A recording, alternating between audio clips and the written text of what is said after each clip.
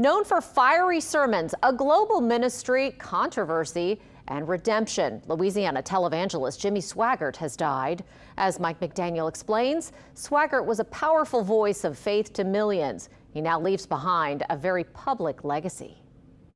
I need thee. At 90 years old, Jimmy Swaggart was a force. Make me to hear joy and gladness. The man who built an empire on his passionate preaching and wide-reaching ministry died Tuesday morning at a Baton Rouge hospital. It's a little bit difficult to imagine a world that Jimmy Swaggart is not in. Jimmy Swaggart Ministries spokesperson Megan Kelly says Swaggart's health had been in decline for several years. His death comes after a heart attack 2 weeks ago left him in critical condition. Without a miracle, his time will be short.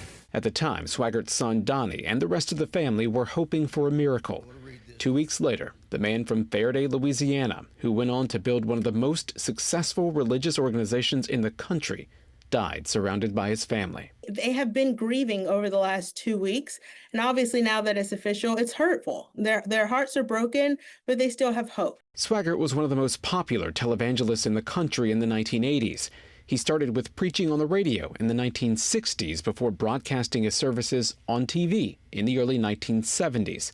Swaggart's megachurch in Baton Rouge has become a sprawling campus. There's not a place on this earth that his ministry hasn't touched, whether it's through Bibles, whether it's through radio, whether it's through television, or he was there in a crusade. He has an incredible legacy. Swaggart's rise in the pulpit didn't come without controversy. In the 80s, Swaggart was caught on camera with a sex worker entering a Metairie motel. Swaggart's confession became a moment in pop culture. I have sinned against you, my Lord. I was there that day. I was a child, had no clue what a poignant moment in history that would be. Kelly says Swaggart's redemption story amplified what it meant to ask for forgiveness and be forgiven.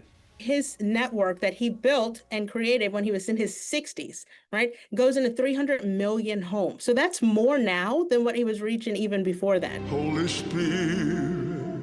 Reaching people around the world is part of the ministry Kelly says will continue on, but knows there will always be a piece missing in the shape of the man who paved the way. An incredible pioneer of the gospel, an incredible preaching machine, a lover of Jesus. That's who he was. Mike McDaniel, WWL, Louisiana.